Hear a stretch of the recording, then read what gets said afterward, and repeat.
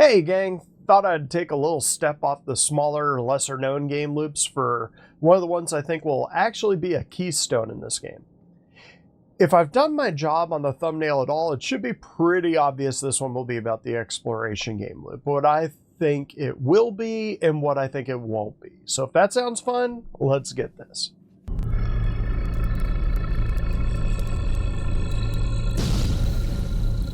Especially with this one, I think I should throw out there up front that I'm just a dude on the internet, and pretty much everything I say in this vid, in all of my vids really, it's really just guesswork, and some of it's educated guesswork, but this is mostly just how CIG could do it rather than how they will do it or should do it.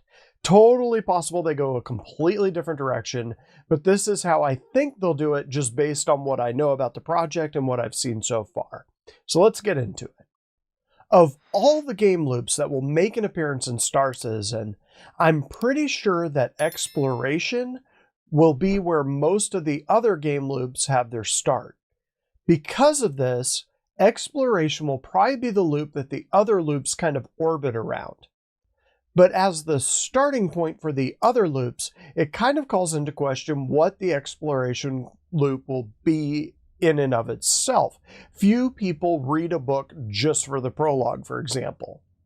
So how will CIG make exploration a loop people will find fun and profitable, and engaging as far as the loop itself goes, rather than just a means to an end? Polls early in the game, both on their Facebook page and on Spectrum, found that something like half the player base, and sometimes even more than that, thought of themselves as explorers. And yeah, while these polls are likely limited in scope to the people that answered the poll, but that's true with all polls. Point being that it at least looks like there are a ton of people in the game right now they're just biding their time until the exploration loop comes into the game.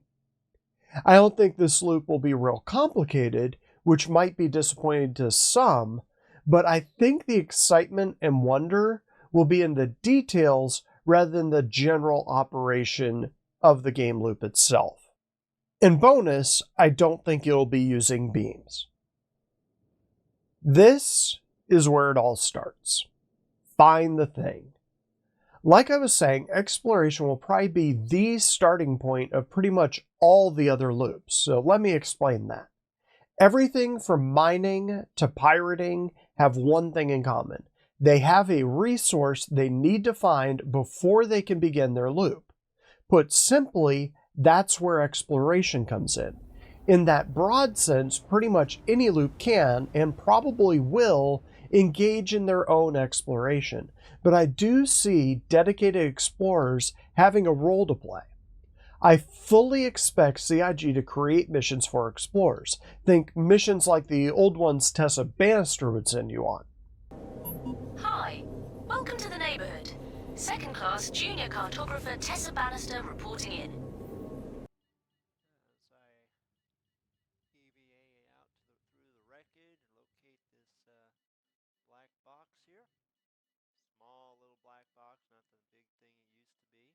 To those who find this, alrighty, know that my journey has ended. It was finding my way here that made the path worth taking. I am glad that I can be part of your story too. Share it well. For those of you who have never had the pleasure, the Tessa missions are beloved for a reason, actually probably two reasons. CIG didn't have a lot of tech or ships back then, so they leaned heavily into story and lore. Half the missions were just following a beeping noise until you came on some wreckage. Then you'd EVA over and listen to a short audio clip and find out what happened. Those kinds of missions, given Tessa's popularity in the community since her disappearance around 2.6 or I think 3.0, are pretty much a given. So yeah, there will be explorer missions you can just pick up in the mission manager. But I think what most explorers are looking for is less the canned missions, no matter how varied they eventually are, and more the aspect of just going out there and finding something. And that's the part that I'm going to talk about now. I feel like explorers will fall into two camps. Well, okay, 3 camps if you include those who are just going to run the stock exploration missions off the mission manager. These 2, outside of those taking the stock missions, I see as generalists and specialists. Regardless of which they are, the core idea is the same. They'll be looking for things that are exploitable by other loops. For generalists, they're most likely just heading out to a location and seeing what they can find. They might have a specific goal in mind for that trip, finding minables, say, or they might just head to an area and see what they can find. True Star Trek stuff, in other words. I'm guessing most specialists will be attached to orgs or just small groups. Although I could see them just running solo too. Specialists would be looking for specific things. High-value minables, wrecks for salvage, high-value bounties, rare materials for crafting, people in need of Medicare. You get the idea. Specialists would be people that would be specialized in finding one type of resource. They would be very good at knowing that this kind of rock always produces quantanium, that sort of thing. In other words, explorers would be on the lookout for the assets that would begin the other loops. A miner would pay top dollar for a guaranteed mother lode. A salvager would pay out for a derelict javelin. A repair org might pay out huge for a jav that just needs a little work to get operational again. Bounty hunters would pay out huge for a solid tip on where a big bounty was hiding out. And pirates might pay out big for information on a solo-flown, fully loaded Hull D. And yeah, I totally think that'll be happening. Whether the explorers are attached to the group, actually in that role, or just running solo and selling to the highest bidder. And that brings us to part 2. So this is where I go back on my soapbox I've been standing on for at least the last 3 years, if not longer. The first time CIG rolled out their beacon system, both for medical but also for transportation, I just assumed that it would quickly make the jump to making claims through the same beacon system. It was obvious that the medical and transportation beacons had information about their locations, and we know that bodies can have persistent marker that can be thrown down. I just assumed that people could find a thing and either manually enter what they found, thus allowing a person who has a better understanding of what people are looking for have a better chance of getting a higher price and more customers, or have there be some system of having a scan log of some sort be included. And then it would have the location and category like mining, salvage, bounty hunting, science anomalies, and so on. A knowledgeable explorer would also know where that sweet spot was, where the claim is worth, the cost of finding it. But the person who would eventually buy that claim would also be able to make a solid profit. That kind of skill, one the player has themselves in their own knowledge, is something CIG has pushed and is pushing very hard. A buyer, for example, could look at the information on the beacon, the claim, and decide if it's worth the money or not. If they decide it is, they pay what the explorer is asking, and then the location of the beacon is revealed in the same way that salvage claims are now, or those mining claims. You just get the coords or nav location, you can travel to it. The beacon's ownership jumps from the explorer to the person who bought it. Oh, I think I just figured out why CIG might not have implemented that yet. Huh. Well, there you go. The explorer would create a claim, the interested parties could buy it. I could also see there being something of an in-game marketplace, but I think that would be more used by the trade loop, which I'll be getting into soon, than the exploration one. Likewise, I could see explorers selling off these claims to info runners, at least in cases where they don't want to get going in a back and forth or whatever, or engaged in a possible risky proposition of being the person holding those claims, making them something of a target for data theft. Not that your average explorer won't be both the discoverer and the broker, just that some might choose to just do the exploring part and leave the finding of clients to someone else, the info runner. I could see that being a thing. But since I'll talk about info running with the trade loop, I won't say too much here. Lead buried.